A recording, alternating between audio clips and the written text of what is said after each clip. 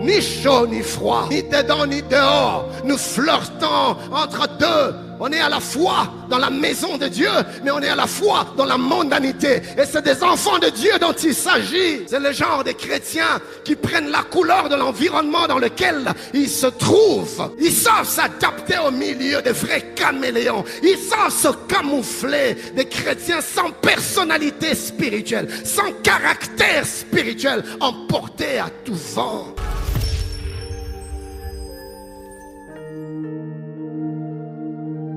L'église du temps de la fin.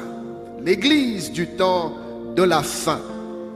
Car voyez-vous, chers bien-aimés, alors que nous sommes en train de parler du retour du Seigneur, il serait important que l'on se questionne sur le genre d'église que le Seigneur viendra trouver ici-bas. Le genre d'église que le Seigneur viendra enlever. Quel type d'église?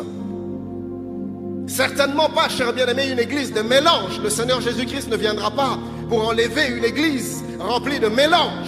Le Seigneur ne reviendra pas pour trouver une église corrompue, une église pervertie. Le Seigneur ne viendra pas pour trouver une église qui s'enlise dans le monde et dans la mondanité. Non!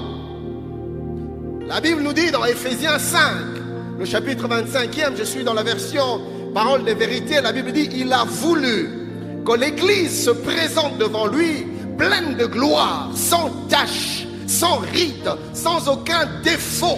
Vous voyez, c'est cette Église-là que le Seigneur s'apprête à venir chercher. Une église pleine de gloire, une Église qui n'a pas de tache, une Église qui n'a pas de ride, une Église qui n'a pas de défaut. Il a voulu qu'elle soit sainte et sans reproche. La version Second dit, afin de faire paraître devant lui cette église glorieuse, sans tache ni ride, ni rien de semblable, mais sainte et irrépréhensible, sans reproche, sans rien à redire. C'est cette église-là que le Seigneur se prépare à venir chercher. C'est cette église-là que le Seigneur se prépare à venir enlever. Et bien aimé, notez que dans la Bible, on nous parle de l'église, pas comme une structure, pas comme une entité, mais l'église n'est rien d'autre qu'un rassemblement d'hommes et de femmes qui ont rencontré le Seigneur.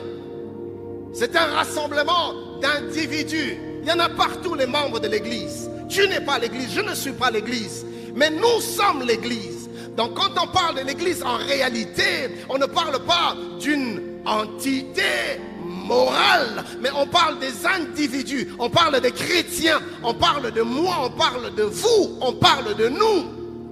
Et le Seigneur ne reviendra pas chercher une église, non. Dieu ne viendra pas chercher la compassion. Dieu ne viendra pas chercher, je ne sais pas moi, la Philadelphie ou quelle autre église. Non, le Seigneur viendra chercher et prendre des chrétiens, ses enfants, ceux qui lui appartiennent, ceux qui sont en alliance avec lui.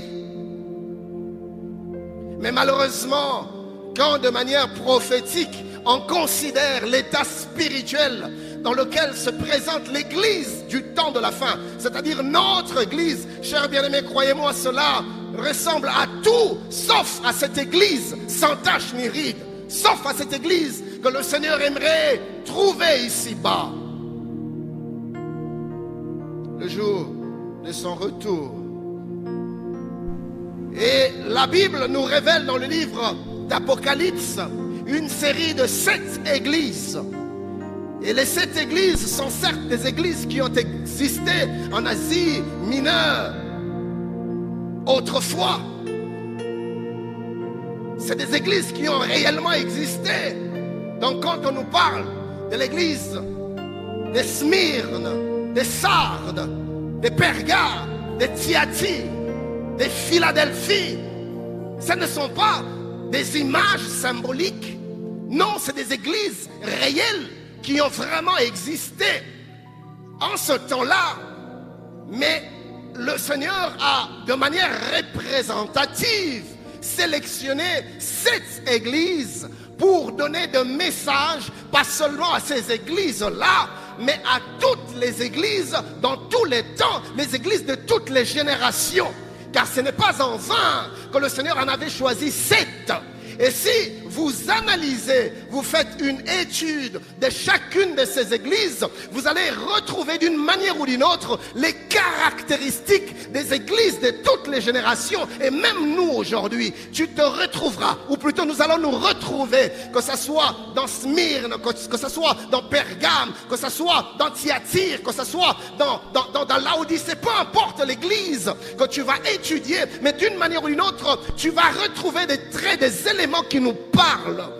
Donc, quand Dieu, quand l'Esprit parle à l'ange de chaque église, l'ange ici représente tout simplement le berger, le pasteur que Dieu a établi sur chacune de ces églises. Et quand l'Esprit s'adresse à chaque église, ce n'est pas seulement cette église-là qui est concernée, mais c'est toutes les églises.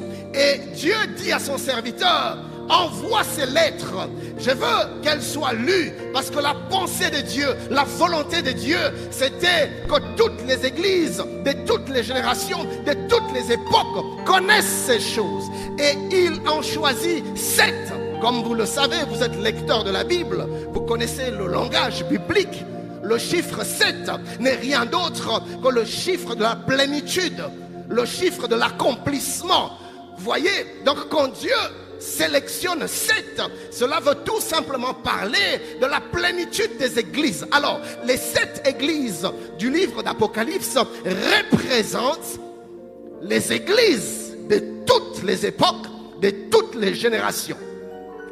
Deuxièmement, ce que nous devons retenir par rapport aux 7 églises, c'est que chacune des églises est représentative d'une certaine période de l'histoire de l'église, depuis la naissance de l'église, le jour de la Pentecôte, jusqu'à l'enlèvement. Si vous analysez chaque église, vous allez vous rendre compte qu'elle nous donne des traits qui ont caractérisé différentes périodes, différentes phases de l'histoire de l'église ici-bas. Mais ce soir, l'église qui nous intéresse, c'est l'église de Laodicée. Parce que dans la classification des églises, Laodicée se trouve être la dernière église avant le retour du Seigneur. L'église du temps de la fin. Et les théologiens, les érudits de la Bible ont fait des études et ils se sont rendus compte que la génération à laquelle nous appartenons, nous faisons partie de l'église du temps de la fin, l'église de Laodicée, l'église qui sera présente ici-bas le jour où la trompette sonnera.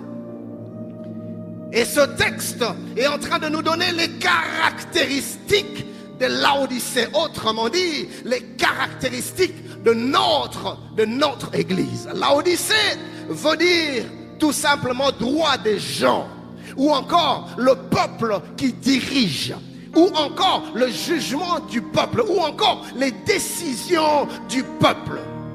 Autrement dit, Laodicée parle de la pensée de l'homme, des hommes, des désirs de l'homme qui domine. C'est l'homme qui fait la loi, c'est l'homme qui décide, c'est l'homme qui conduit les choses, c'est l'homme qui dirige. Ça, c'est Laodicée. Laodicée a détrôné Dieu.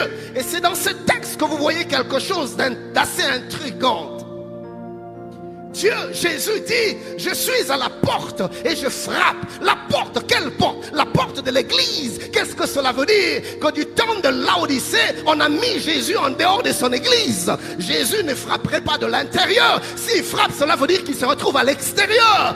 Donc nous sommes dans une église où on a mis Jésus dehors. On a mis Jésus dehors. Dehors de nos décisions, en dehors de nos entreprises, en dehors de nos universités, de nos écoles, en dehors de notre politique, en dehors de notre système de pensée. Nous vivons dans une génération où on ne veut plus de Dieu. Même dans nos églises, on ne veut plus de Dieu.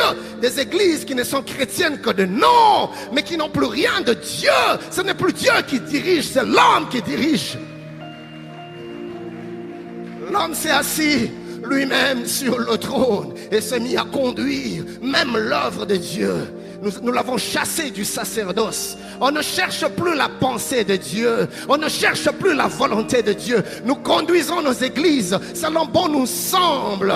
Nous sommes plus influencés par les tendances actuelles que par la volonté de Dieu. Les orateurs qui prêchent selon ce que le peuple a envie d'entendre, mais qui ne prennent plus le temps de chercher la volonté de Dieu afin de nous donner ce que Dieu veut dire au peuple et pas ce que le peuple a envie d'entendre. Pourquoi? Parce que nous avons mis Christ en dehors de son église. Et il dit, je suis à la porte et je frappe. On a mis dehors. Laodicée veut dire la domination de l'homme. Et c'est impressionnant de voir comment est-ce que cette appellation va révéler les caractéristiques même de cette église. Mais ce que j'aime, c'est la manière avec laquelle le Seigneur se présente à l'église de Laodicée. Il dit, je suis l'Amen, le témoin fidèle et véritable, le commencement de la création. Vous voyez, c'est-à-dire celui à qui revient le premier et le dernier mot. Pendant que l'homme pense que c'est lui qui dirige, quand Jésus vient, il dit, hey, je suis le premier et le dernier, le commencement et la fin. C'est moi qui décide, c'est moi qui ai le dernier mot. Bien-aimé, c'est Dieu qui a le dernier mot dans ta vie. C'est Dieu qui tire le règne. Oh, Église du Seigneur, remettons les règnes du commandement à Dieu. Que Dieu nous dirige là où il veut, comme il veut, quand il veut. Il ne s'agit pas de nous, mais il s'agit de Dieu. Car nous ne nous appartenons pas, nous lui appartenons. C'est lui qui dirige.